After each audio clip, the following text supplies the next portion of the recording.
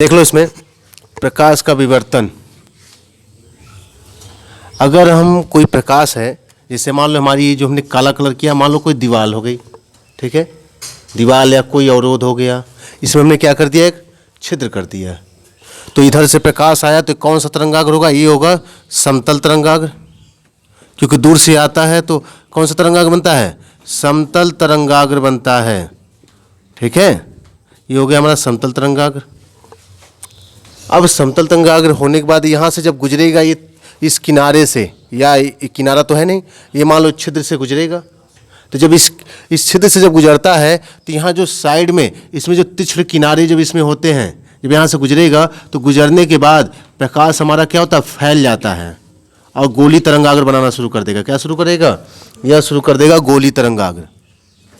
बात समझ आ रही है, ये यहाँ से बनाएगा गोली तरंगाग्र और फैल जाता है।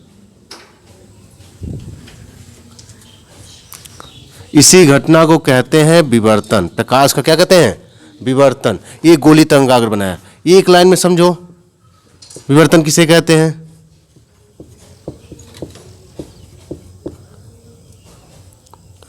प्रकाश का तीक्ष्ण किनारे कहीं हो या छिद्र से, प्रकाश का अवरोध अथवा छिद्र के तीक्ष्ण किनारों से टकराकर फैलने की जो घटना है, किनारे से टकराया तो इसको सीधे नहीं जाना चाहिए, तो सीधे तो जाएगा, उसमें नहीं दो रहा है, सीधे जो जाएगा वो प्रकाश सबसे तेज मिलेगा, लेकिन किनारों पर भी प्रकाश जाता है। बताओ, जैसे अगर कोई घर हो, दीवार हो, उसमें एक छिद्र कर दिया जाए तो प्रकाश तो उसके सीध में जाएगा, बिंब की तरह, उसमें नहीं दो रहा है, लेकिन उसके अगल बगल भी तो प्रकाश हो जाता है। ये इसका मतलब क्या हो रहा है कि जो हमारा अवरोध है या छिद्र है, उसके तीक्ष्ण किनारों से प्रकाश क्या हो जा रहा है, फैल जा रहा है। इसी घटना को कहते हैं विवर्तन। प्रकाश का अवरोध अथवा छिद्र के किनारों से, तीक्ष्ण किनारों से फैलने की घटना क्या कहलाती है, विवर्तन कहलाती है। एक लाइन में, प्रकाश का अवरोध अथवा छिद्र के तीक्ष्ण किनारों से फैलने की घटना क्या कहलाती है, विवर्तन कहलाती है। एकदम सिंपल सा है, और ये प्रैक्टिकल हम कर भी सकते हैं। जैसे मान लो कभी घर में देखो, अगर कहीं पे एक छिद्र कर दो ऐसे, तो सामने प्रकाश एकदम जाएगा, जो एकदम उच्चिष्ट बनेगा, यानी वहाँ पे प्रकाश की तीव्रता ज़्यादा होती है। जहाँ जिस सीध में हम छिद्र करेंगे, उस सीध में प्रकाश की तीव्रता सबसे ज़्यादा होती है। होती कि नहीं होती है। उसका जैसे जैसे किनारे देखते जाएंगे वह हल्का होता जाएगा। कैसा होता जाएगा, वो हल्का होता चला जाएगा। तो ऐसे प्रकाश फैलता तो है, उसमें नहीं कोई दिक्कत है, लेकिन बीच वाला सबसे तेज होगा, जिसको केंद्रीय उच्चिष्ट कहते हैं। उसके बाद अगल बगल क्या होगा, हमारा प्रकाश जो है हल्का होता जाता है, लेकिन फैलेगा जरूर प्रकाश। पास में आ रही है। तो ये प्रकाश की जो फैलने की घटना है, इसी को कहते हैं विवर्तन। किसी अवरोध अथवा छिद्र के तीक्ष्ण किनारों से प्रकाश के फैलने की घटना क्या कहलाती है, प्रकाश का विवर्तन कहलाती है। एक लाइन में एकदम क्लियर, समझ में आया कि नहीं है, वो नहीं है। अगर जैसे मान लो हमारे पास कोई पर्दा है, और अगर हम पर्दे में कभी छिद्र कर दें, जैसे हमारे यहाँ घर पे हो, तो देखना उसमें प्रकाश एकदम सीधे सरल रेखा में चलेगा। जैसे यहाँ पे देख रहे हो मुक्के बहुत सारे हैं, जंगले हैं, यहाँ से प्रकाश सीधे रेखा में चलता है, सरल रेखा में चलता है। तो अगर हम बड़ा छिद्र बना रहे हैं तो ऐसे तब हमारा विवर्तन घटना नहीं मिलेगी। विवर्तन की घटना कब मिलती है, जब हमारा जो छिद्र है, जो अवरोध है, यह इतना छोटा हो कि एक लगभग इसका आकार जो होना चाहिए वो तरंगदैर्घ्य जो प्रकाश की आ रही है उसकी कोटि में होना चाहिए। किस होना चाहिए, जो आने वाली प्रकाश की तरंगदैर्घ्य है उसकी कोटि का हमारा छिद्र का आकार होना चाहिए। जो छिद्र अवरोध है इसका आकार कैसा होना चाहिए, इसका आकार आने वाले प्रकाश की तरंगदैर्घ्य की कोटि का होना चाहिए, यानी उसी के लगभग होना चाहिए, या उसके बराबर ही समझ लो होना चाहिए। कोटि का हो गया उसके बराबर, लेकिन उसके लगभग भी रहेगा, चल जाएगा। जब ज़्यादा बड़ा हमारा छिद्र होता है सामान्यतः दैनिक जीवन में, तो प्रकाश हमें सीधा एकदम ऋजुरेखी पथ का मतलब एकदम सरल रेखा में चलता हुआ हमें नजर आएगा, सीधी रेखा में प्रकाश हमारा चलेगा। तो उसमें मान लो अगर हम खोजते हैं विवर्तन, तो नहीं मिलेगा। विवर्तन अगर हमें देखना है तो हमारा जो छिद्र होना चाहिए बहुत ही बारीक होना चाहिए। अभी आगे हम प्रैक्टिकल बताएंगे, उसमें बायोलॉजिकल स्लाइड जब लेते हैं, बायोलॉजिकल स्लाइड जानते हैं कांच कैसे होती है, उसमें अगर हमें देखना होता विवर्तन की घटना, तो हम उसको पूरा कालिक पोत देते हैं, पूरा कालिक पोत देंगे, और पोत के उसके बाद जब पूरा पोत देंगे तो उसमें ब्लेड जो होते हैं ना, ब्लेड देखो कितना बारीक उसका सिरा होता है, ब्लेड से ऐसे एक स्क्रैच खींच देते हैं बस, केवल। समझ में आ रही है। पूरा कांच की होती है बायोलॉजिकल स्लाइड, पूरा पेंट कर देते हैं उसको, उसमें आर पार देख सकते हो बायोलॉजिकल स्लाइड में ना। तो उसको क्या करते हैं, ऐसे एक ब्लेड लेंगे, ब्लेड से ऐसे स्क्रैच कर देंगे। ब्लेड जानते हैं उसका किनारा कितना तीक्ष्ण होता है, ब्लेड का किनारा तीक्ष्ण होता है, तो जब ऐसे स्क्रैच कर देंगे तो छिद्र भी क्या हो जाएगा, तीक्ष्ण। तिछड़ छिद्र बनेगा। जब तिछड़ हम किनारे से खींच रहे हैं तो उसमें भी कैसा बनेगा, तिछड़ी बनेगा। तिछड़ मतलब एकदम बारीक, एकदम पतला एकदम बनेगा। तिछड़ का मतलब यही होता है, जैसे चाकू होती है उसकी धार तिछड़ होती है, तिछड़ का मतलब क्या होता है, एकदम बारीक। ठीक है, तो जब ऐसे ब्लेड से खींचेंगे, ब्लेड से क्यों खींचेंगे, क्योंकि ब्लेड का सबसे बारीक होता है। ब्लेड से ऐसे खींच देंगे तो वो बनता है हमारा, जैसे मान लो ब्लेड से हमने एक ऐसे खींच दिया, ब्लेड से खींचोगे एकदम बारीक सा रेखी झिर्री बन गई कि नहीं बन गई। झिर्री मतलब वही झरोखा होता है। ठीक है, एक रेखी झिर्री बनी कि नहीं बनी, पतली झिर्री बनी कि नहीं बनी, और कैसी बनी, रेखी झिर्री बनी। एक तरह से ये भी स्लिट है हमारा, हुआ कि नहीं हुआ। तो उससे जब देखते हैं, अगर हमारे पास कोई लैंप ऐसे जला दें, कुछ मीटर की दूरी रख के जब देखेंगे, तब हमें जो है विवर्तन की घटना दिखती है। हमें दिखेगा कि जो बीच वाला जो सिरा है, जो बीच वाला है, उसमें सबसे तेज हमें प्रकाश दिखेगा। बाकी बायोलॉजिकल स्लाइड को अगर हम कलर कर दें, कलर करने के बाद उस पर एक ऐसे ब्लेड मार दें, और जब ब्लेड मार देंगे तो उस किनारे से तिछड़ किनारा बन गया। अब उसके बाद जब उसको हम देखेंगे, कुछ मीटर की दूरी पे एक लैंप रख देते हैं, उस लैंप का जैसे रॉड होगा हमारा, उसी सीध में ये भी होना चाहिए। जैसे मान लो लैंप अगर हमारा है, थोड़ा सा इस पे पहले लिख लो, प्रकाश टकराएगा वो लौट जाएगा, क्यों नहीं, बीच वाले छिद्र वाला ही तो जाएगा। अब यहाँ पे हाइगेंस के हिसाब से देखो तो ये एक यहाँ पे ये खुद एक नए स्रोत का काम करेगा। अब तरंगिका सभी दिशाओं में उत्पन्न करेगा, तो यहाँ पे सभी दिशाओं में जो तरंगिका उत्पन्न हो जाएगी तो प्रकाश फैलता हुआ देखो दिख रहा है। लेकिन प्रकाश जो इसमें फैलता है, इसमें अधिकांश भाग सीधे ही जाएगा। पास में आ रही है, इसमें आंशिक रूप से मुड़ता है। लिखवा भी दिया हमने कि तिछड़ किनारे जो होते हैं हमारे, तिछड़ किनारे चाहे क्या होता है, छिद्र या अवरोध का जो भी तिछड़ किनारा है, उससे आंशिक रूप से प्रकाश के मुड़ने की घटना क्या कहलाती है, विवर्तन। क्योंकि आंशिक रूप से क्यों कह रहे हैं, क्योंकि अधिकांश भाग सीधे ही जाएगा। लेकिन यहाँ पे सरलरेखा हमें पता इसलिए नहीं चलेगी क्योंकि इसका छिद्र का आकार क्या होगा, बहुत ही छोटा होगा। क्या होगा, बहुत ही छोटा होता है। तो यहाँ इससे हमें पता चलता है, क्योंकि तरंग ही ऐसा है कि चारों दिशा में फैल सकती। तरंग कहीं भी देखो, पत्थर कहीं गिरा दो नदी में, कहीं भी गिराओ, वहीं से स्रोत बनाना शुरू कर देगा सभी दिशाओं में। तो ये तरंग गति का उदाहरण भी है, ये तरंग गति का समर्थन करती है। लेकिन यहाँ से ये भी निर्धारित नहीं कर सकते कि ये कौन सी तरंग है, ये अनुप्रस्थ है या अनुदैर्ध्य। तो व्यतिकरण हो चाहे विवर्तन हो, यह दोनों पे लागू होता है, चाहे हमारा क्या हो, चाहे हमारा अनुप्रस्थ हो और चाहे अनुदैर्ध्य हो। अब रही बात ये कि ये केवल एक ही घटना है जो ये कहती है कि नहीं अनुदैर्ध्य नहीं हो सकता, अनुप्रस्थ ही होना चाहिए। कौन सी घटना, ये घटना होती है ध्रुवण की।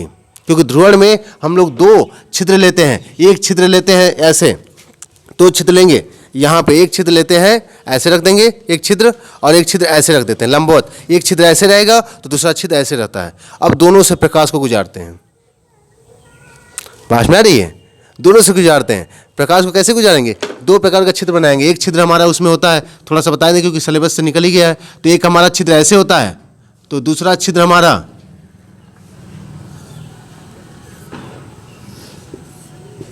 जो हमारा होगा इसमें,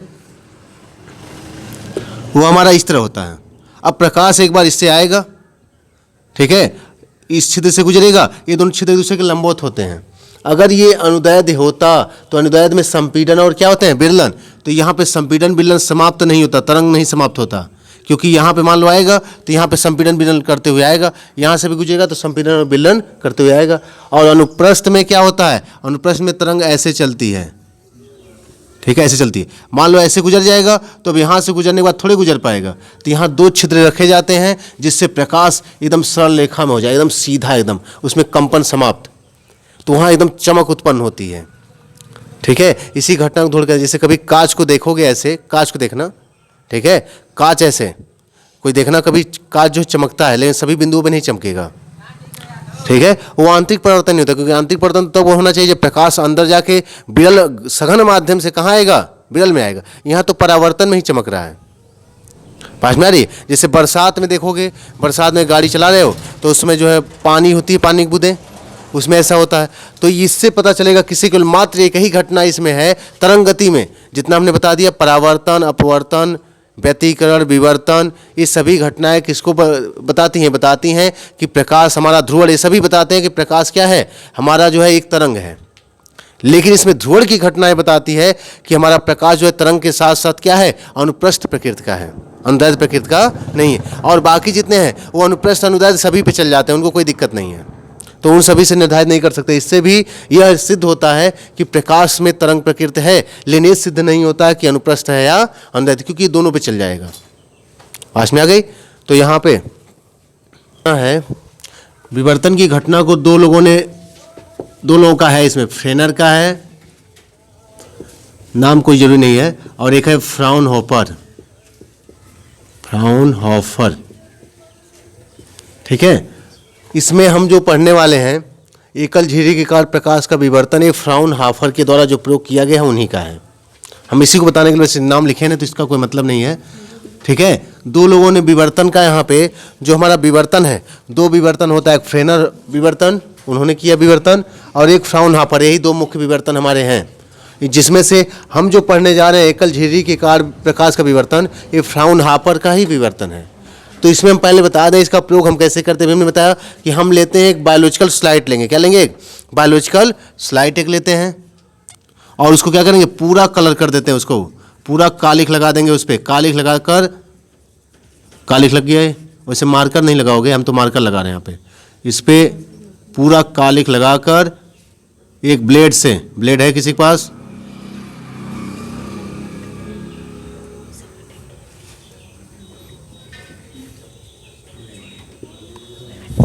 ठीक है, चलो हल्का से एक स्क्रैच कर देंगे। स्क्रैच कहाँ, हल्का कहाँ रह गया है। ठीक है, उसके बाद ब्लेड से हम लोग ऐसे स्क्रैच कर देते हैं, ब्लेड से।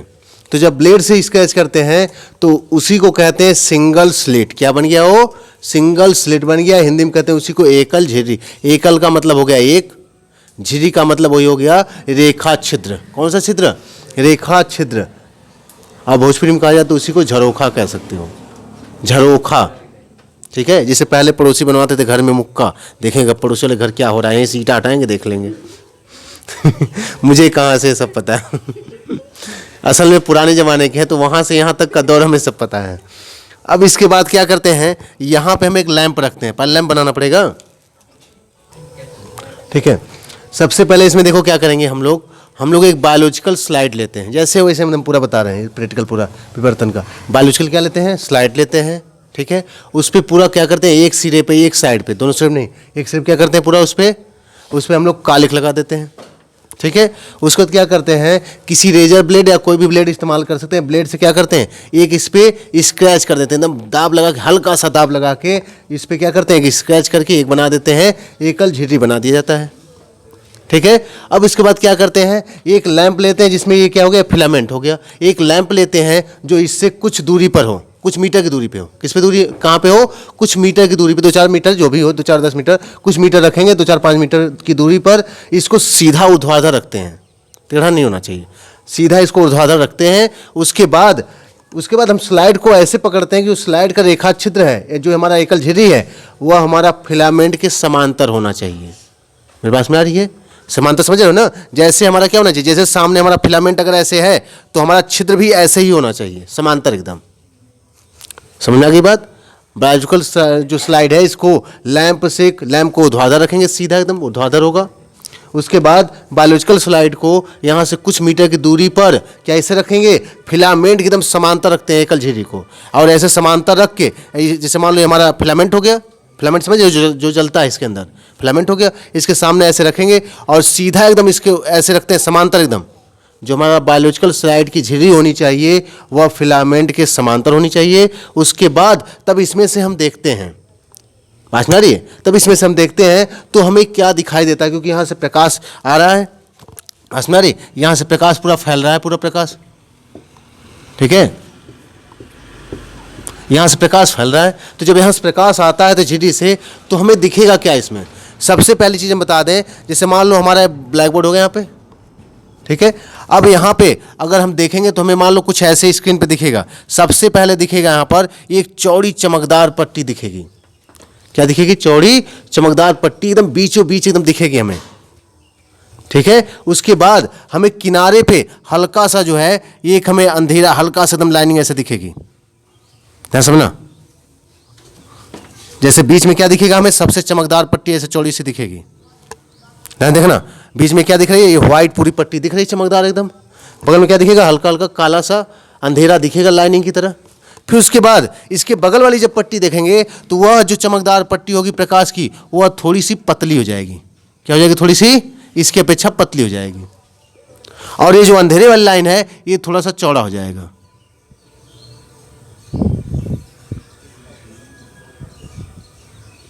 ठीक है, यही सेम इस साइड भी होगा, ये बीच वाला है, इसके इधर आएंगे तो इधर क्या होगा, अब जो चमकदार पट्टी है किनारे की ओर क्या होती जाएगी, पतली होती जाती है। समझ में आ रही है? जब इससे हम देखते हैं तो हमें विवर्तन का जो प्रतिरूप, जो पैटर्न है कैसा दिखता है, हमें जब इसमें से देखते हैं तो हमें बीच में एक चमकदार चौड़ी पट्टी दिखाई देती है जो किनारों की ओर क्या होती जाती है, पतली होती जाती है। कौन पतला होता जाएगा इसमें, चमकदार पट्टी पतली होती जाती है और जो अंधेरे वाली जो लाइनें हैं यह चौड़ी होती जाएंगी। मेरी बात समझ में आ रही है? हमें 5-7 पट्टियां ऐसी नज़र उसमें आती हैं। यहाँ पे चमकदार पट्टी देखो, ये पहले चौड़ी है कि नहीं है, इसके पीछे पतली हो गई, और ये अंधेरे वाली लाइन देखो ये चौड़ी होती जाएगी। ठीक है, अब ये हो गया। उसके बाद एक केंद्रीय वाला हुआ, उसके बाद दोनों तरफ एक एक हो गया, फिर उसके बाद अभी और पतला हो जाएगा ये प्रकाशिक वाला, और ये अंधेरे वाला क्या होगी पट्टी और चौड़ी हो जाएगी। बात समझ में आएगी नहीं? पूरा कलर हो जाएगा, ये और पतली होती जाएगी। देखो समझ में नहीं आ रहा है? इधर भी सेम वही काम करो, ये और पतला हो जाएगा और इसमें जो अंधेरे वाली लाइन है वो चौड़ी होती जाएगी।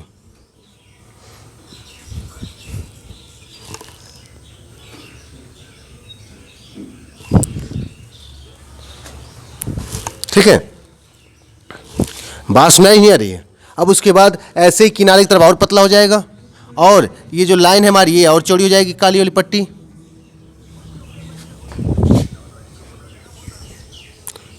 ठीक है, कितनी पट्टी हमारी बन गई, बस रहने दो इतनी पट्टी। ठीक है, ये पूरी काली पट्टी होगी, ऐसे नजर आती है। इसको पूरा कलर कर लोगे, एक बार फिर से सुन लो अच्छे से। इसी को पैटर्न को हम कहते हैं, इसी प्रतिरूप को कहते हैं विवर्तन प्रतिरूप। जैसे हमें व्यतिकरण में 2 झिर्री का हमने प्रयोग किया था, तो उसमें हमें ऊपर नीचे चमकदार पट्टी, फिर काली पट्टी, अंधेरी पट्टी, फिर चमकदार पट्टी ऐसे दिखती थी, तो उस प्रतिरूप को हमने क्या कहा, व्यतिकरण प्रतिरूप कहा। वैसे ही ये पैटर्न जो हमें दिखेगा, जो प्रतिरूप दिख रहा है, प्रतिरूप जो हमें रूप दिख रहा है, इसी को कहते हैं विवर्तन प्रतिरूप कहा जाता है। एक बार फिर से सुन लो अच्छे से। प्रैक्टिकल में अगर मान लो एग्जाम में आ गया लिखने के लिए तो ये फिगर इंपॉर्टेंट नहीं है, लेकिन ये तुम्हें बनाना पड़ेगा क्योंकि ये विवर्तन प्रतिरूप है, ये डिफ्रैक्शन पैटर्न यही है। सुनने बार फिर से। हम क्या करते हैं, एक बायोलॉजिकल स्लाइड लेते हैं जिसका एक सिरा क्या करते हैं, कालिख लगा दिया जाता है, उस पर एक ब्लेड रेजर के द्वारा क्या करते हैं, रेजर ब्लेड के द्वारा हल्का सा दाब लगा के उसको क्या करते हैं, खुरच देते हैं और एक क्या बना देते हैं, एक पतली झिर्री बना दी जाती है, एक तिरछी किनारों वाली झिर्री बना दी जाती है। अब उसके बाद क्या करते हैं, एक इलेक्ट्रिक या विद्युत लैंप लेते हैं, ठीक है, जो जल रहा हो, इसको क्या करते हैं, इससे कुछ दूरी पर, कुछ मीटर की दूरी पे, कुछ दूरी नहीं, कुछ मीटर की दूरी पर इसको ऊर्ध्वाधर रख देते हैं। ऊर्ध्वाधर रख दिया हमने। ऊर्ध्वाधर रखने के बाद इस जो हमारा दिख रहा है, इसमें जो हमारा क्या है बायोलॉजिकल जो स्लाइड है, अब इसको कुछ मीटर की दूरी से देखेंगे, लेकिन इसकी जो झिर्री होनी चाहिए, जो झिर्री इसकी है वह क्या होनी चाहिए, लैंप के फिलामेंट के एकदम समांतर होनी चाहिए। लैंप हमने सीधा ऊर्ध्वाधर कर दिया तो फिलामेंट हो गया ऊर्ध्वाधर। अब हम जो इसमें स्लाइड ऐसे देखेंगे तो स्लाइड का जो छिद्र होना चाहिए वो एकदम इसी के समांतर होना चाहिए। ठीक है, अब जब इसको हम देखेंगे तो जब इससे हम देखते हैं तो हमें क्या दिखता है, हमें बीच में बहुत ही चौड़ी, सबसे चौड़ी, इसको चाहो तो इन सबको थोड़ा सा और पतला भी कर सकते हो, इन सबको चाहो थोड़ा सा और पतला कर सकते हो जरा सा, लेकिन बीच वाला एकदम चौड़ा बनाओगे तो जो बीच इसमें हमें क्या दिखता है, सबसे पहले बीच में एकदम चमकदार पट्टी दिखाई देती है। क्या दिखाई देगी, चमकदार पट्टी, जो किनारों की ओर क्या होती जाती है, पतली होती जाती है। ठीक है, इसके बीच बीच में हमें पतली जो है क्या होती है, अंधेरे की पट्टियां दिखाई देती हैं, जो किनारों की ओर क्या होती जाती हैं, चौड़ी होती जाती हैं। और जो चमकदार पट्टी है ये क्या होती जाती है, किनारों की ओर पतली होती जाती है, दोनों तरफ। कुछ रंगीन पट्टियां भी इसमें नजर आती हैं, ध्यान रखना, ये चमकदार पट्टी का मतलब नहीं कि सब सफेदा दिखेगा, कुछ इसमें रंगीन पट्टियां भी हमें नजर आती हैं कुछ रंगों में। ठीक है, इसी प्रतिरूप को हम कहते हैं विवर्तन प्रतिरूप। क्लियर, समझ में एकदम आ गया कि नहीं आ गया? चीज नहीं है इसमें, देख लो, इसमें जो बीच वाले हमें पट्टी जो सबसे प्राप्त होती है ये हमेशा श्वेत रंग में प्राप्त होगी, क्योंकि फिलामेंट वैसे भी श्वेत होता है, तो इस श्वेत में ही मिलेगा हमें, श्वेत मिलेगा। और इसकी चमक बहुत ही तेज होती है, यानी इसकी तीव्रता तेज होती है। उसके बाद किनारों की तरफ जब हम बढ़ते हैं तो हमें रंगीन पट्टियां मिलती जाएंगी, अब रंगीन पट्टियां मिलेंगी। इसके साथ एक चीज़ और ध्यान देना है, पट्टियां पतली होती जाएंगी। इसके अलावा तो ठीक है, पतली होती जाएंगी, इसके अपेक्षा कम पतली, मतलब इसके अपेक्षा कम चौड़ी होंगी, लेकिन इनकी जो तीव्रता है, जो चमक है, वो भी कम होती जाती है। पास में आ रही है। बीच में हम जब स्लाइड से देखते हैं तो बीच में हमें क्या दिखती है, एक चौड़ी चमकदार, ठीक है, हमें क्या दिखती है, श्वेत रंग की क्या दिखाई देती है, पट्टी दिखाई देती है। यह पट्टी किनारों की ओर बढ़ने पर इसके दोनों तरफ किनारों में हमें रंगीन पट्टियां नजर आती हैं, जो अपेक्षाकृत इसके क्या होती हैं, कम चौड़ी होती हैं या पतली होती जाती हैं, लिख सकते हो। और इनकी तीव्रता भी क्या होती है, कम होती जाती है। तीव्रता मतलब इनकी चमक मध्यम होती जाएगी, हल्का होती जाएगी। जितना ये चमकेगा उतना ये सब नहीं चमकेंगे। इनकी चमक यानी तीव्रता लिखोगे, तीव्रता भी क्या होती जाती है, किनारों की ओर कम होती जाती है। समझ में आ गया। बीच में हमें श्वेत पट्टी मिलेगी, अगल बगल इसमें 3-4 रंगीन पट्टियाँ मिलती हैं जो इसकी अपेक्षाकृत कम चौड़ी होती हैं, और इनकी तीव्रता भी क्या होती है, कम होती है। अपेक्षाकृत क्या होती है, इसके कम होती है। किसकी अपेक्षा, श्वेत वाली जो चौड़ी पट्टी है इसकी अपेक्षा इसकी तीव्रता कम होती जाती है। अब सबसे अधिक तीव्रता इसकी होगी, उसके बाद इसकी होगी, उसके बाद ऐसे कम होता चला जाएगा तीव्रता। जियोमेट्रिकल अरेंजमेंट, मेट्रिकल अरेंजमेंट,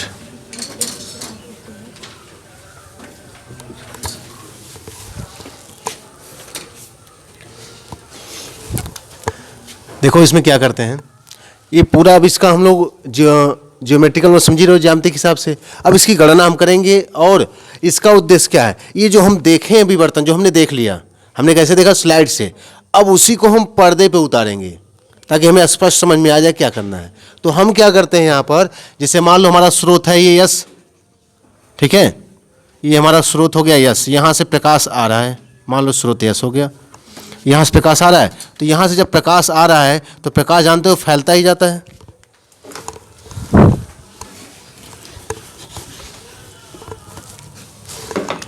प्रकाश यहाँ से फैलता जाता है।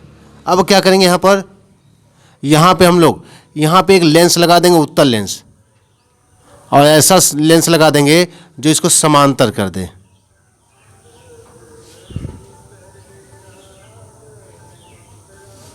ठीक है। अब जब हमारा ये समांतर हो जाएगा यहाँ से, तो समतल तरंगाग्र हो गया कि नहीं हो गया, ये हो गया हमारा समतल तरंगाग्र। कौन सा तरंगाग्र, समतल। अब क्या करेंगे, अब जब समतल तरंगाग्र आ गया तो सामने यहाँ रख देंगे एक वही झिर्री बनाई हुई स्लाइड रख देंगे। क्या रख देंगे यहाँ पे हम रख देंगे स्लाइड एक।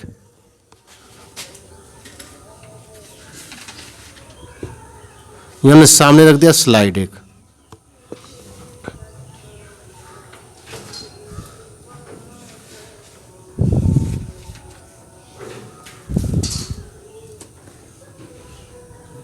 यहाँ पे मान लिया हमारा छिद्र हो गया है।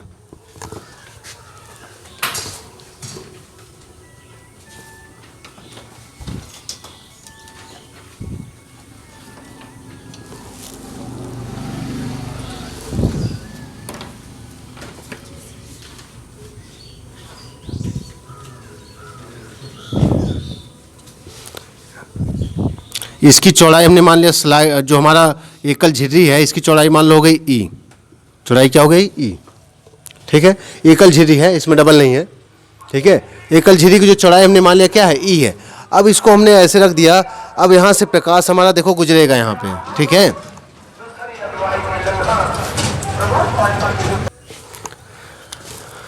अब यहाँ पे ये झिर्री की हमारी क्या हो गई, चौड़ाई किस क्या हो गई, इसकी ई हो गई, झिर्री की चौड़ाई। अब यहाँ से जब ये प्रकाश गुजरेगा तो यहाँ पे एक प्रकाश तो हमारा सीधे जाता है, एक प्रकाश मान लो इस सीधे जाएगा, एक केंद्रीय वाला होगा। ये जो सीधे जाएगा यह सीधे यहाँ बीचों बीच में केंद्रित हो जाएगा। यहाँ पर मान लो बीचों बीच का हिस्सा यही है। ठीक है, तो ये सीधे यहाँ केंद्रित हो जाएगा, फोकस हो जाएगा। लेंस को हम ऐसा सेट करते हैं कि यहाँ सीधे वाला एक किरण जाके यहाँ पे मिले ही मिले। ये हमारी क्या हो गई, केंद्रीय वाला हो गया। ये क्या हो गया, हमारा केंद्रीय वाली पट्टी हो गई, केंद्रीय पट्टी हो गई ये। ठीक है, अब एक केंद्रीय पट्टी हो गई, पट्टियों को हम लोग क्या कहते हैं, फ्रिंज भी कहते हैं ना। ये केंद्रीय पट्टी हो गई हमारी।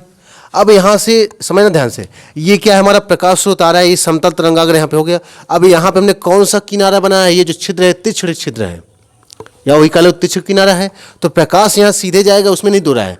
लेकिन आंशिक रूप से हमने पढ़ा है प्रकाश क्या होता है, आंशिक रूप से इधर उधर फैल भी जाता है, उसी को हम लोग क्या कहते हैं, विवर्तन। तो यहाँ से आंशिक रूप से जब प्रकाश हमारा फैलेगा तो मान लो यहाँ से कुछ प्रकाश ऐसे भी होंगे जो किसी कोण पर मुड़ जाएंगे। मान लो किस पे मुड़ गए, थीटा कोण पे यहाँ से मुड़ गए। देखो ऐसा नहीं कि इधर ही मुड़ेगा, इधर भी मुड़ेगा, इधर में, वो तो हर दिशा मुड़ेगा, लेकिन हमें किसी एक दिशा में निकालना होगा, गणना करना होगा ना। तो मान लो हमने पहले से देखो लेंस को थोड़ा सा ऊपर दबा के बनाया है, तो ऊपर एक दिशा में गणना कर ले रहे हैं, क्योंकि फैलेगा सभी दिशाओं में।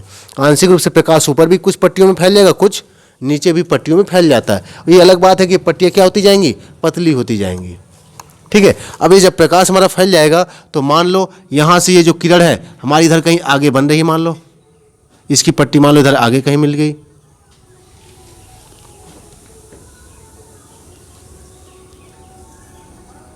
लेंस से गुजरना थोड़ा बहुत मुड़ जाएगा।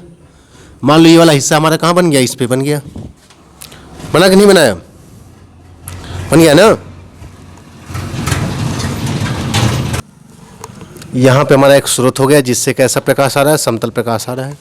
ठीक है, ये लेंस की चर्चा करो चाहे ना करो कोई जरूरी नहीं है, यहाँ समतल प्रकाश आ रहा है। यहाँ हमारी झिर्री जो है उसकी चौड़ाई क्या है, ए बी है, ये ए बी हमारा पॉइंट हो गया, क्या हो गया, ए बी हमारे पॉइंट हो गए। यहाँ पे ए हो गया हमारा अंदर वाला, ए हो गया ए, और इधर हो गया हमारा ये हो जाएगा बी। ठीक है, हो गया ए बी, जिसकी चौड़ाई हमने क्या मान लिया, इसकी एकल झिर्री की ई मान लिया। अब यहाँ से जो सीधे प्रकाश जाएगा वो बनाएगा केंद्रीय फ्रिंज या केंद्रीय वाली पट्टी बनाएगा बीचों बीच में, जो सबसे चौड़ी और तीव्रता सबसे अधिक होती है। अब उसके बाद हमने मान लिया यहाँ ए से तिरछे किनारे से अब प्रकाश आंशिक रूप में फैलना शुरू हो जाएगा। तो माना आंशिक रूप में थीटा कोण पे प्रकाश फैल के कहाँ चला गया, बिंदु पी पर। अब अगर यहाँ से मान लो कोई प्रकाश वहाँ जाएगा तो हमने यहाँ से इसको मिला दिया। अब यहाँ से अगर कोई प्रकाश जाएगा तो उसको कितना अधिक चलना पड़ेगा, यहाँ से हम लंब डालेंगे, इस पर क्या करेंगे, इस पे हमने एक लंब डाल दिया। ठीक है, और इसको मान लिया हमने के पॉइंट हो गया, कौन सा पॉइंट हो गया, ये पॉइंट हमारा हो गया के। ठीक है, पास में आ रही, थोड़ा सा पट्टी और दूर करके बनाना तुम लोग। ठीक है, यहाँ पे पर्दा, ये हमारा पर्दा है जिस पे हम लोग क्या प्राप्त करेंगे, विवर्तन प्रतिरूप इस पे प्राप्त करना चाहते हैं, जो हमने देखा था। इसको पर्दे प्राप्त करना है, इसको थोड़ा सा दूर रख के बनाना। तो यहाँ पे ये जो के इधर भी आएगा, तो यहाँ पे एक लंब डालते हैं, क्या डालते हैं इस पर, एक लंब, पिछली बार की तरह। तो ये जो पथ होगा ये पथ आपस में बराबर जाएंगे, यह पथ तो इससे अतिरिक्त हो जाएगा।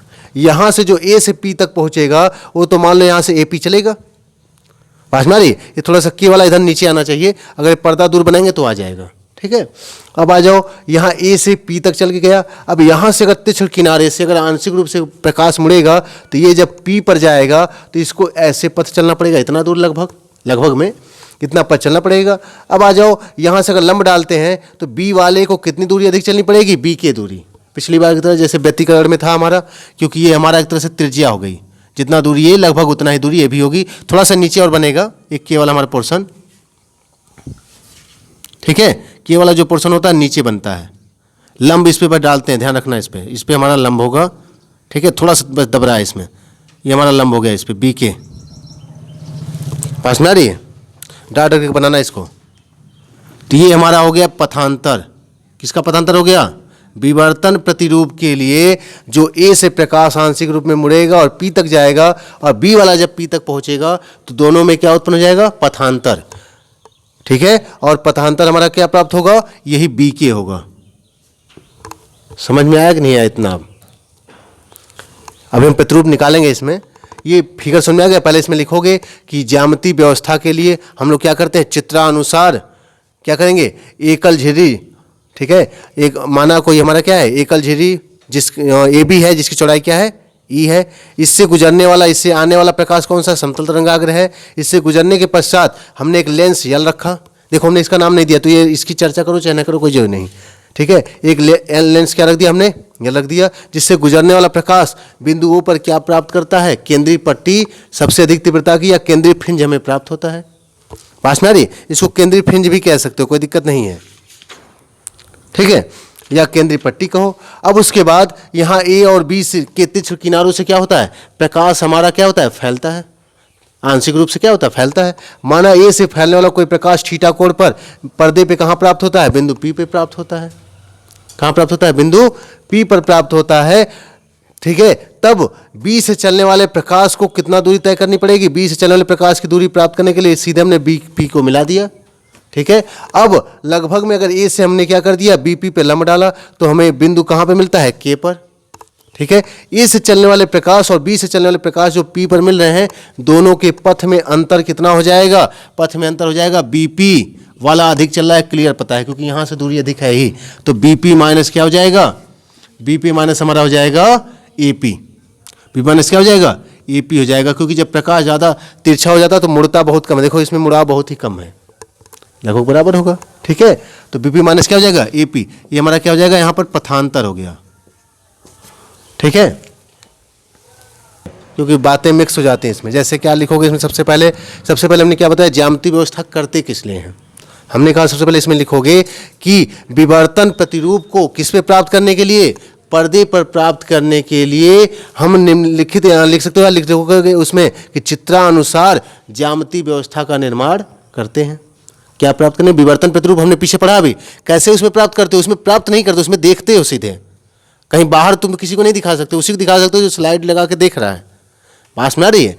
तो हमने क्या लिखा, सबसे पहले इसमें क्या लिखोगे कि विवर्तन प्रतिरूप को पर्दे पर प्राप्त करने के लिए चित्रानुसार ज्यामितीय व्यवस्था बनाई जाती है। ठीक है, ठीक है। अब इसमें लिखोगे जिसमें माना क्या है, एकल झिर्री ए बी जिसकी चौड़ाई क्या है, ई है।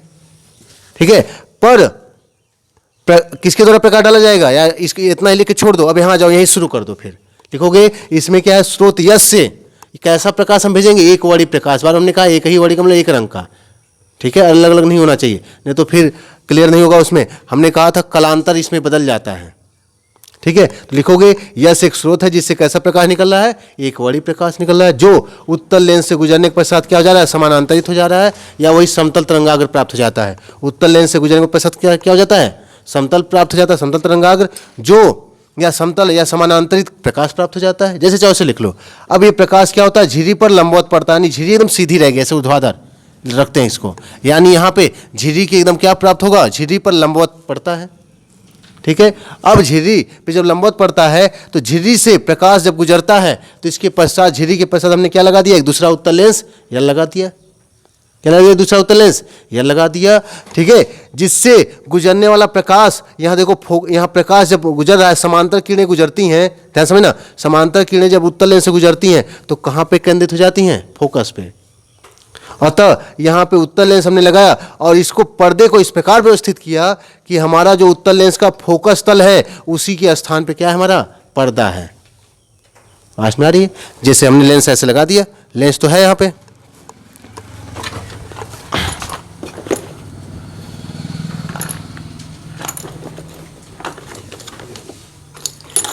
ठीक है। उत्तल लेंस का जैसे मतलब ये हो गया कि जैसे यहाँ पे लगा दिया गया सामने, अब लगाने बाद प्रकाश जहाँ पे भी समांतराल किरण को जहाँ फोकस करेगा उसी तल में हमने पूरा पर्दा लगा दिया, ऐसे पूरा ऊर्ध्वाधर उसी तरह पर्दा लगा दिया। कहाँ लगा दिया, फोकस तल में।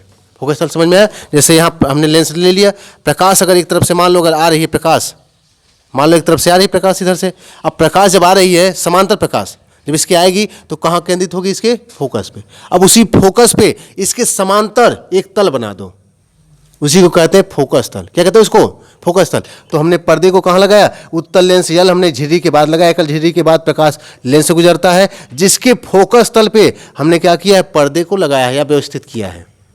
बात में आ गई। अर्थात यहाँ जो सीधे कीड़े आएंगी झिर्री में, विवर्तन के पश्चात जो सीधी कीड़े जो जाती हैं वो क्या होंगी, लेंस से अपवर्तित होकर कहाँ प्राप्त होंगी, बीच के बिंदु ओ पर प्राप्त होती हैं, यानी फोकस तल पे ही प्राप्त हो जाती हैं। ठीक है, क्योंकि फोकस तल पे ही बनाया गया तो फोकस यही मिलेगा हमारा। बात नहीं। अब उसके बाद हमें क्या करना है, यहाँ पे लिखेंगे कि तब इसको जो फोकस तल में हम लगा देते हैं, तो ये मत लिखो ओ के बारे में चर्चा करो, यहाँ लिखो इसके फोकस तल में लगा देते हैं। कहाँ लगा देंगे, पर्दे को फोकस तल में, तो हमें पर्दे पे क्या प्राप्त होता है, विवर्तन प्रतिरूप प्राप्त हो जाता है। क्योंकि आगे की जो बातें हैं वो हम व्याख्या में पढ़ेंगे। किस में पढ़ेंगे, ज्यामितीय व्यवस्था की व्याख्या में पढ़ेंगे। ज्यामितीय व्यवस्था में सिर्फ इतना बताओ कि, सुनो एक बार फिर से तेजी सुनो, ज्यामितीय व्यवस्था में इतना सिर्फ बताओ कि पर्दे पर, ठीक है, प्रकाश के विवर्तन का प्रतिरूप प्राप्त करने के लिए चित्रानुसार हम ज्यामितीय व्यवस्था क्या करते हैं, बनाते हैं, या चित्रानुसार ज्यामितीय व्यवस्था बनाई गई है। ठीक है, इसमें क्या होता है, इसमें हमारा जो एक स्रोत है, एक वड़ी प्रकाश स्रोत यश होता है। एक वड़ी प्रकाश स्रोत क्या होता है, यश होता है, जिससे किरणें चलती हैं, जो उत्तल लेंस से, जिसे एक उत्तल लेंस से गुजारा जाता है, जिसके बाद ये क्या होती हैं, समानांतरित हो जाती हैं। यह समानांतरित किरणें, ठीक है, हमारी एकल झिर्री ए बी जिसकी चौड़ाई क्या है, ई है, पर लंबवत पड़ती हैं या लंबवत प्राप्त होती हैं। इस पर क्या प्राप्त होंगी, ये लंबवत प्राप्त होंगी। मतलब तिरछी किरण नहीं भेजना है, हमें सीधा भेजना है। बात में आ रही। यहाँ तिरछे नहीं भेजना है, इधर से नहीं इधर से नहीं, सीधा भेजना है। तो यहाँ से समानांतरित किरणें क्या होंगी, एकल झिर्री जो हमारी है, एकल झिर्री ए बी जिसकी चौड़ाई ई है, पर लंबवत पड़ती हैं तथा इसके पश्चात जब आगे बढ़ती हैं तो उसके आगे हम क्या लगा देते हैं, एक दूसरा उत्तल लेंस से लगाते हैं, जिसके फोकस तल पर एक पर्दा लगा होता है। क्या लगा होता है, एक पर्दा लगा होता है, जिसपे हमें विवर्तन प्रतिरूप प्राप्त हो जाता है या प्राप्त होता है। बस हो गया है व्याख्या, पर्दे पर हमें प्राप्त करना था, प्राप्त हो जाएगा। अब कैसे प्राप्त होगा इसकी व्याख्या हम आगे पढ़ेंगे तो हमारा डेरिवेशन तब होगा। बात समझ में आ गई नहीं आ गई, इतना आप तो लिख लोगे। है इसकी फोकस तल में लगाते हैं पर्दा एक्स वाई, जिसमें हमें क्या प्राप्त होता है, विवर्तन प्रतिरूप प्राप्त हो जाता है। बस सिंपल सा लगाना है इसमें, और कुछ नहीं है।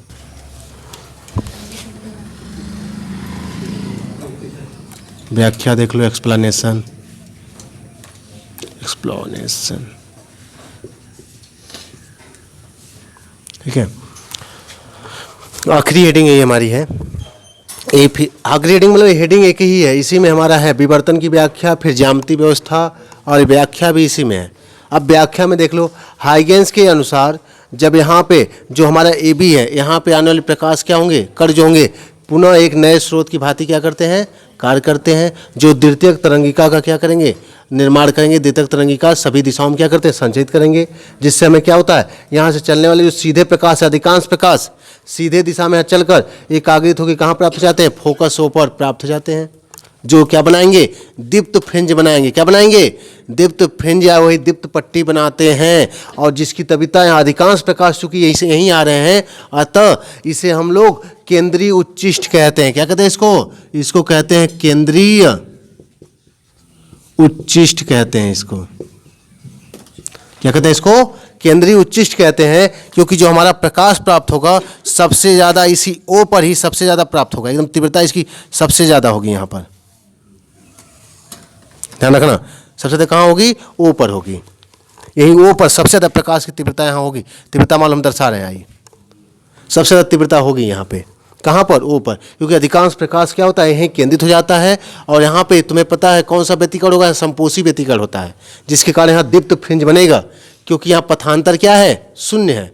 पथांतर जब शून्य होता है तो वहाँ पे क्या होता है, दीप्त फ्रिंज बनता है। अगर 1 लेमडा है, 2 लेमडा है, 3 लेमडा है, ऐसे अगर हैं तो हमारा क्या बनता है, दीप्त फ्रिंज बनता है। समझ में आ रही है।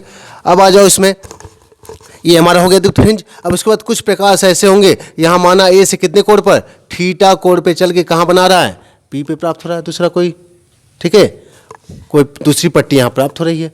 अब ये पट्टी कैसी होगी देख लेते हैं। अगर हमने मान लिया कि यहाँ पे बी से चलने के बाद, यहाँ देखना बी से अगर ये चल रहा है तो इसका पथांतर कितना हो जाएगा, यहाँ पर पथांतर हमारा हो जाएगा, यहाँ पर दोनों के बीच का पथांतर जो होगा, यहाँ पर पथांतर, पथांतर हमारा हो जाएगा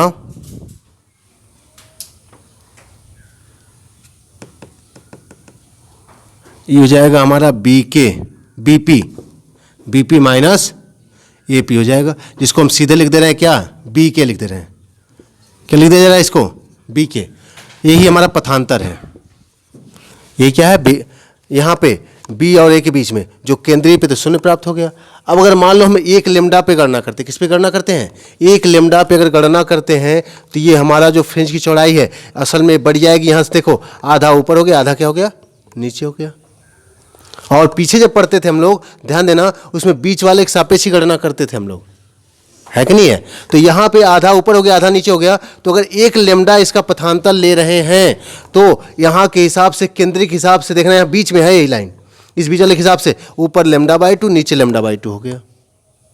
हो गया कि नहीं हो गया। असल में हमने कितना लिया, लेमडा, लेकिन बनेगा कितना, क्योंकि यहाँ इनके बीच का, इन दोनों बीच का ले रहे हैं लेमडा। अगर इनके बीच का पथांतर हमने ले लिया, यहाँ पे लेमडा मान लो हमने ले लिया, क्या ले लिया हमने, अगर लेमडा ले लिया इसको, तो उस समय यहाँ पे केंद्रीय जो उच्चिष्ट है, केंद्रीय उच्चिष्ट है, ये हमारा जो बन रहा है इस स्थिति में, इसके हिसाब से आधा दूरी ऊपर हो जाएगी, आधा हमारा नीचे हो जाएगा, क्योंकि आधा ही मैटर यहाँ बन रहा है, आधा ऊपर बनेगा, आधा यहाँ से नीचे।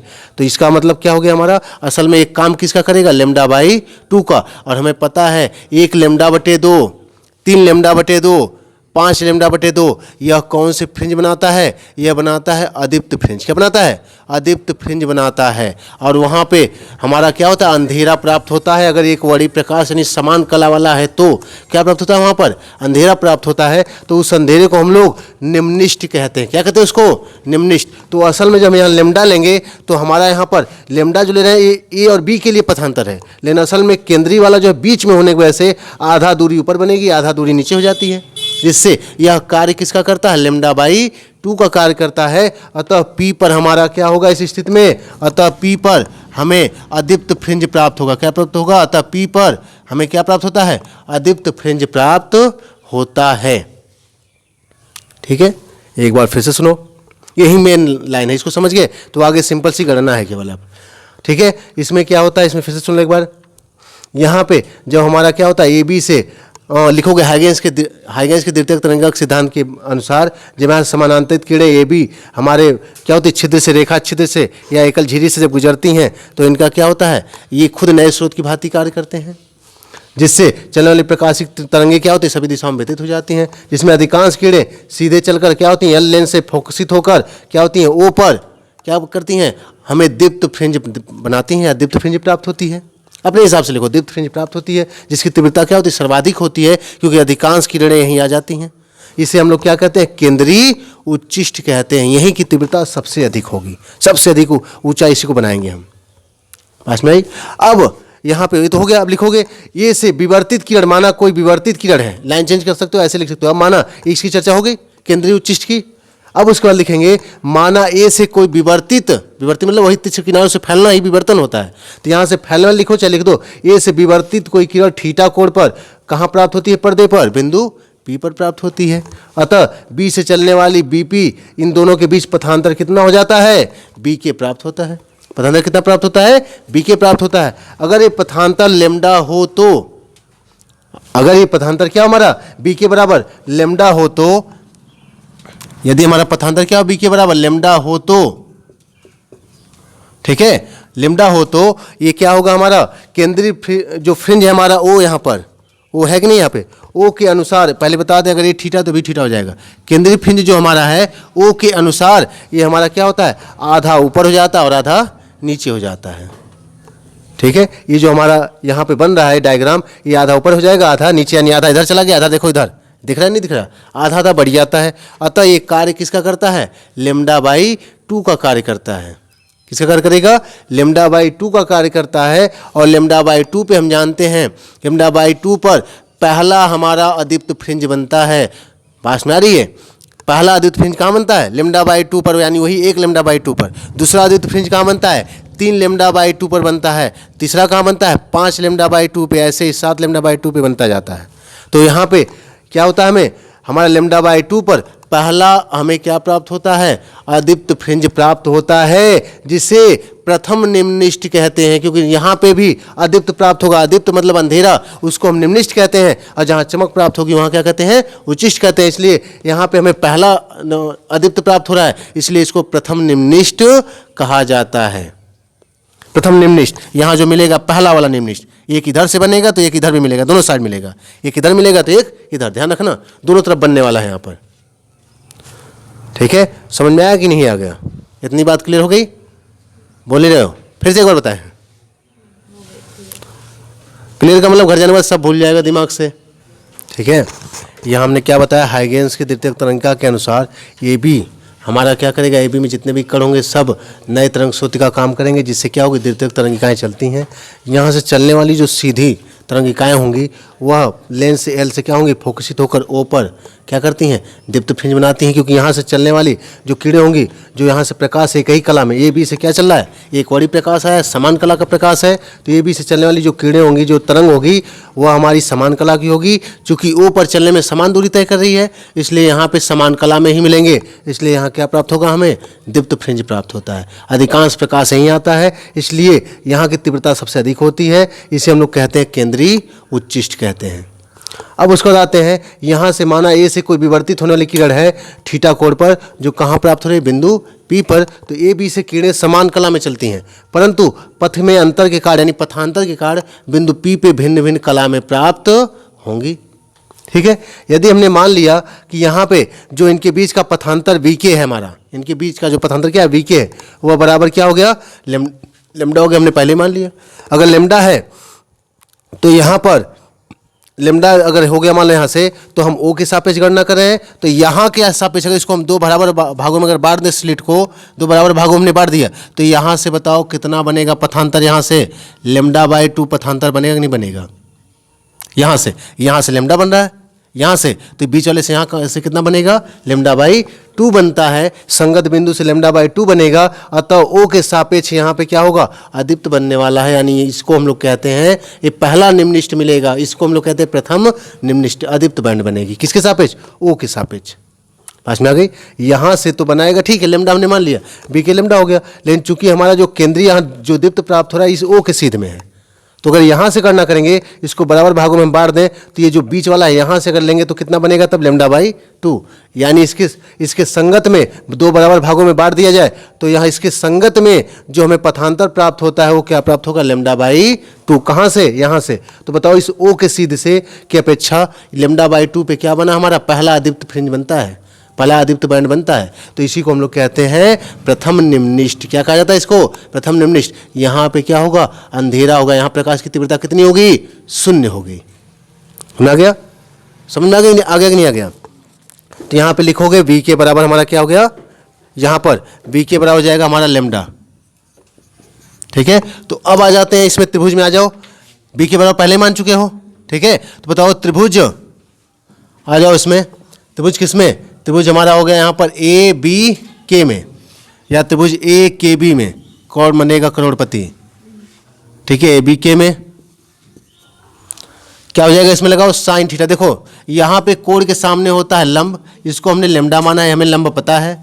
उसके बाद 90 के सामने क्या होता है कर्ण, एक कर्ण हमें ई भी पता है, हमें क्या क्या पता है लंब और कर्ण। तो यहाँ लगाएंगे साइन थीटा, क्या लगाएंगे यहाँ पर साइन थीटा बराबर हो जाएगा लंब बटे कर्ण।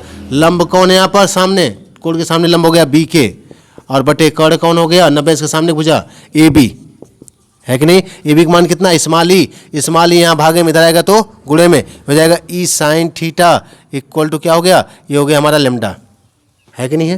लेकिन हमें पता है कि जैसे लेमडा बना रहा है ऐसे ही और भी फ्रिंजों के लिए क्या होता है, अन्य के लिए, अन्य तरंगों के लिए हमें क्या प्राप्त होता है, हमें प्राप्त होता है 2 लेमडा 3 लेमडा 4 लेमडा ऐसे प्राप्त होता है। तो ऐसे ही हमने मान लिया यहाँ पे m लेमडा, क्या मान लिया हमने m लेमडा यहाँ पे मान लिया, तो यहाँ पे हमारा हो जाएगा सभी के लिए। ठीक है, यहाँ पर ये बिंदु P पर, यही बिंदु P पर हमें क्या प्राप्त होगा, प्रथम निम्निष्ठ प्राप्त हो जाएगा। प्रथम निम्निष्ठ हमें प्राप्त हो गया, प्रथम निम्निष्ठ प्राप्त हो जाएगा, प्राप्त होता है। अब आ जाओ सभी निम्निष्ठों के लिए ऐसे ही, सभी निम्निष्ठों के लिए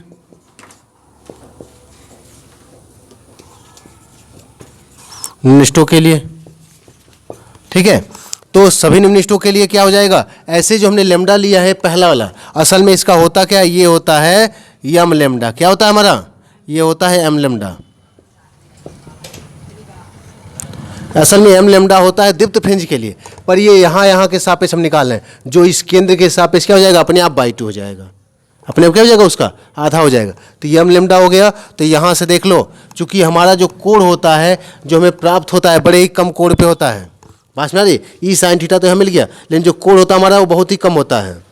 ठीक है, और अगर सभी निम्निष्ठों के लिए निकालेंगे तो हमें ऊपर भी मिलेगा और कहाँ मिलेगा, नीचे भी मिलेगा। ठीक है, ऊपर भी मिलेगा और नीचे भी मिलेगा। तो एक तरफ को प्लस रखो, एक तरफ को माइनस रखो। तो अब यहाँ पे यह जो कोण होता है हमारा बहुत ही सूक्ष्म होता है, इसलिए जहाँ पे कोण बहुत ही सूक्ष्म हो वहाँ पे साइन थीटा हो चाहे टेन थीटा, उसको सीधे थीटा लिख सकते हैं, और थीटा है तो उसको साइन थीटा या टेन थीटा बना सकते हैं, बताया गया होगा। तो यहाँ पे हम लिख सकते हैं इसको थीटा, तो ये हमारा हो जाएगा यहाँ पे ई थीटा इक्वल टू क्या हो जाएगा, ये हो जाएगा प्लस माइनस एम लेमडा। यहाँ लिख देंगे, चूँकि थीटा क्या है, थीटा यहाँ पे एक छोटा कोण है, थीटा बहुत छोटा कोण है, अतः इसको हम सीधे लिख सकते हैं हम ना, इसलिए हम थीटा का स्थान साइन थीटा क्या लिख सकते हैं, थीटा। तो जाएगा ई थीटा बराबर एम लेमडा हो गया हमारा यहाँ पर प्लस माइनस। तो बताओ थीटा बराबर क्या हो गया, थीटा बराबर हो जाएगा प्लस माइनस एम लेमडा, हम यहाँ लिख रहे हैं इसको, ठीक है। तो हमारा थीटा इक्वल टू हो जाएगा प्लस माइनस एम लेमडा अपान हो जाएगा ई। ये हो गया हमारा कोड़ी चौड़ाई, फ्रिंज की क्या हो गई, जो हमारा यहाँ पे है उसकी कोड़ी चौड़ाई हमें थीटा प्राप्त हो गई। देखो हमने गणना इसमें कर ली, पथांतर बीके के लिए 1 लेमडा पे हमने किया, तो पहला हमें निम्निष्ठ मिल गया, ठीक है। यह निम्निष्ठ की कोड़ी स्थिति दर्शाता है, कौन, यहाँ थीटा। अब समझना ऐसे ही और क्या होगा, 2 लेमडा पे 3 लेमडा पे ऐसे बनता जाएगा, पर असल में हमारा यहाँ दोनों के बीच में बन रहा है, तो उसका आधा होने वजह से वो अदीप्त हो जाएगा, क्योंकि हम बीच में 2 बराबर भागों में बांट के ले रहे हैं, है कि नहीं। तो असल में जो हम पथांतर ले रहे हैं, यह पथांतर हमारा दीप्त फ्रिंज बनाता है, लेकिन ये पथांतर जो होता है इस केंद्र के हिसाब से होना चाहिए, लेकिन यहाँ 2 बराबर भागों में जब बांटेंगे तो सबका बाई 2 हो जाता है एक्चुअल में, इसलिए आधा होने की वजह से क्या होता है, हमारा अदीप्त बनेगा। तो यहाँ ऐसे इसको हमने क्या मान लिया, एम लेमडा मान लिया। तो एम लेमडा में जब सभी के ले लेंगे तो प्लस माइनस दोनों इस्तेमाल करेंगे, क्योंकि दोनों तरफ बनेगा। अब यहाँ पे चूंकि कोड हमारा क्या होता है, बहुत ही छोटा कोड होता है, हमने बताया एकदम छोटे पैमाने पे हम देख ही रहे हैं, विवर्तन इतना कम कोड पे हो रहा है।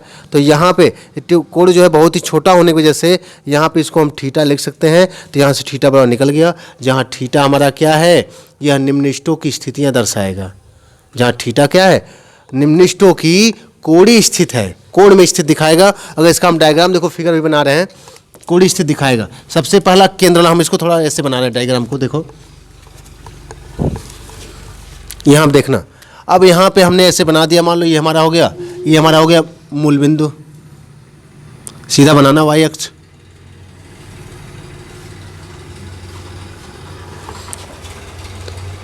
ठीक है।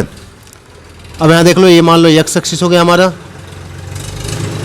ये हो गया हमारा एक्स डैश, ये हो गया वाई एक्सिस। इस पर हम बना रहे हैं तीव्रता, किसको दिखा रहे हैं, इस पर हम प्रकाश की तीव्रता आई दिखाएंगे।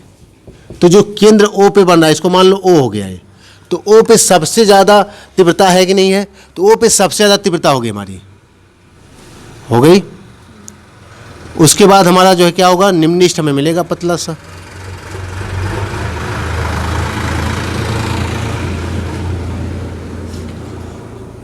ध्यान देखना, सीधा बनाओगे इसको, ये हमारा O पे क्या मिला, सबसे अधिक तीव्रता हमें मिल गई। इसी को हम लोग क्या कहते हैं, इसी को कहते हैं, क्या कहते हैं इसको, केंद्रीय उच्चिष्ट। क्या कहते हैं इसको, केंद्रीय उच्चिष्ट कहा जाता है।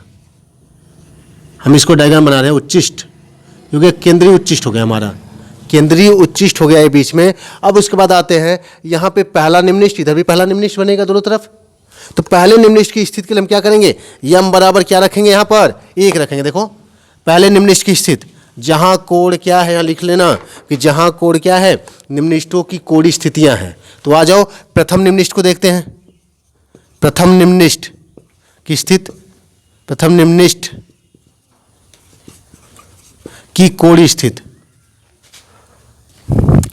ऐसे लिखो कि यम बराबर क्या रखने पर, क्या रखेंगे, यहाँ कहाँ शुरू करेंगे, 1 रखेंगे, 1 2 3 4 5 डाट डाट रखने पर, ठीक है। हमें वैसे कहाँ तक रखें, 3 ही तक रख रहे हैं, ठीक है। बहुत ज़्यादा रखेंगे तो फिर रखने पर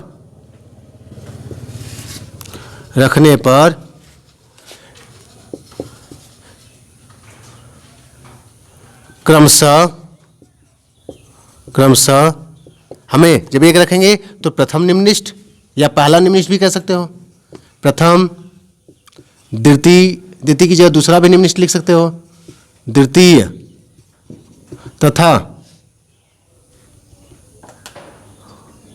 तृतीय ऐसे लिखते हैं क्या, तृतीय निम्निष्ठ प्राप्त होता है। निम्निष्ठ की कोड़ी स्थिति प्राप्त होती है। अगर चाहो तो एग्जाम में इसको मत लिखना, लेकिन इसको हम बताएंगे तभी इसको बना पाओगे, प्राप्त होती है। तो एग्जाम में नहीं लिखोगे तो कोई बात नहीं, अगर डायग्राम बना दे रहे हो इसको तो समझ जाएगा कि हाँ तुमको समझ में आ गया। अब जैसे मान लो, जैसे इसमें 1 2 रखते जाएंगे बनता जाएगा। तो बताओ क्या बना, थीटा बराबर प्रथम निम्निष्ठ में मिलेगा प्लस माइनस एक रखो, लेमडा बाई ई मिला कि नहीं मिला? मिल गया। 2 रखने पे क्या मिलेगा? प्लस माइनस 2 लेमडा बाई ई, फिर plus minus 3 lambda by e, ऐसे ही डॉट डॉट मिलता जाएगा, है कि नहीं है?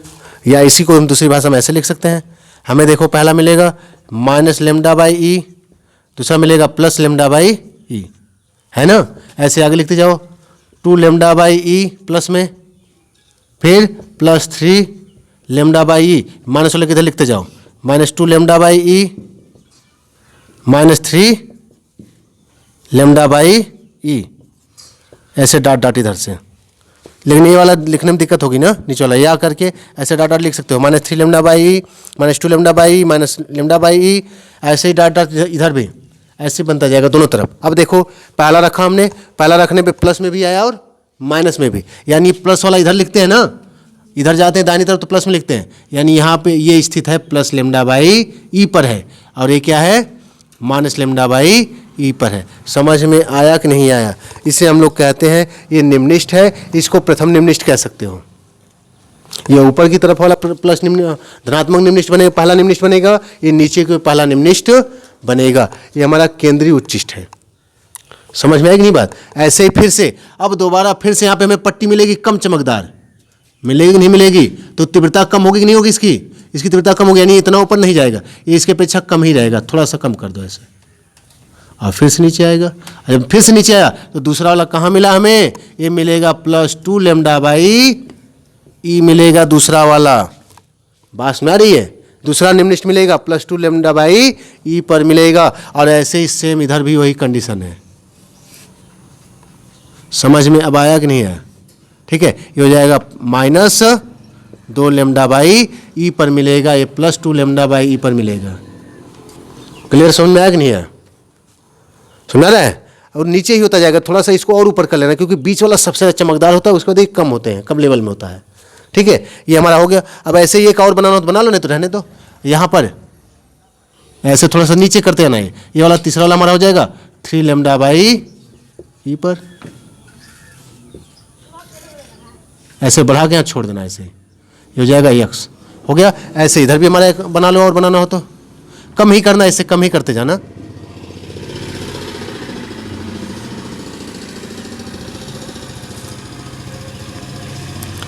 क्योंकि ज़्यादा इसमें प्राप्त नहीं होता है।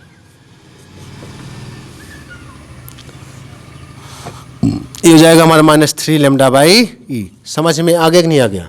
ये हमारी सबसे अधिक चमकदार पट्टी है, ग्राफ है, बता रहा है कि इसकी तीव्रता सब ऊपर जाने का मतलब तीव्रता है। देख लो तीव्रता आई, सबसे ज़्यादा तीव्रता इसी मिलेगी। चाहो तो इसकी तीव्रता और बढ़ा सकते हो,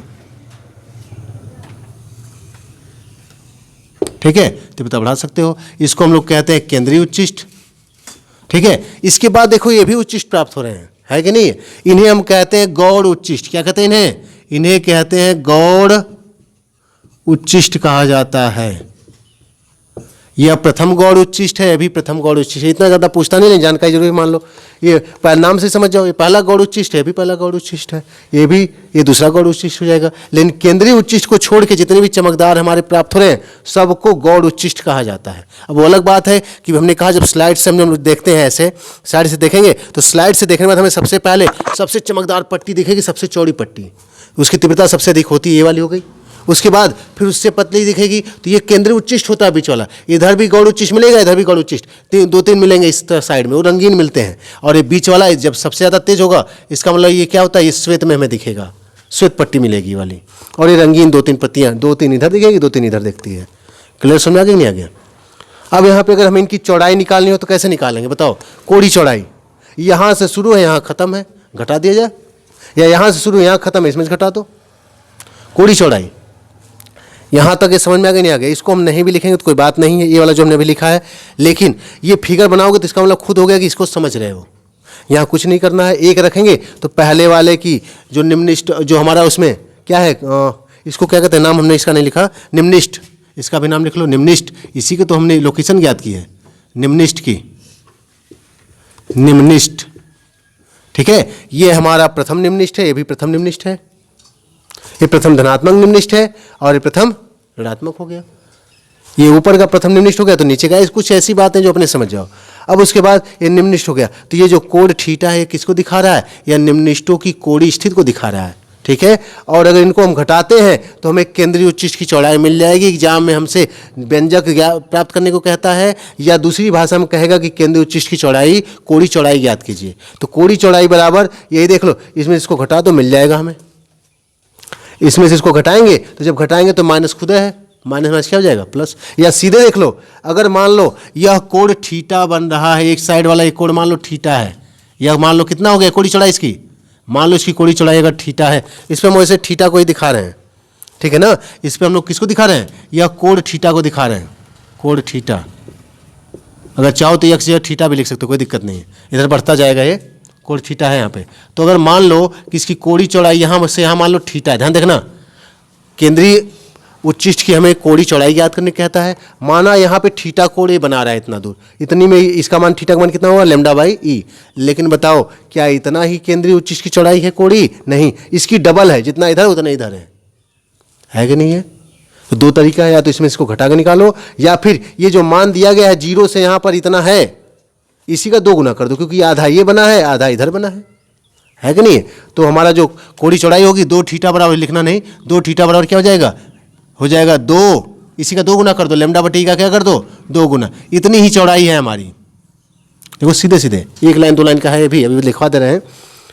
केंद्रीय उच्चिष्ठ की चौड़ाई, कोणीय चौड़ाई समझ में आई, जितना कोण इधर है उतना कोण इधर है। इतना कोण में ये क्या मान है इसका मान यहाँ 0 से शुरू होता है, मूल बिंदु है 0 शुरू होता है, यहाँ लैम्डा बाई ई कोण तक को गया है, कितने कोण तक गया है, लैम्डा बाई ई कोण तक। तो जितना कोण इधर गया उतना कोण इधर भी है, सीधे 2 गुना कर दो, काम खत्म।